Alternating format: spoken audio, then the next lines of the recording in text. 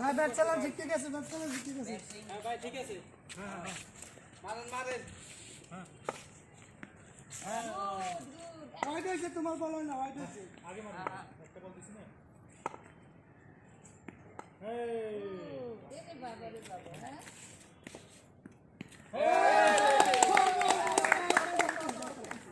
মারেন মারেন মারেন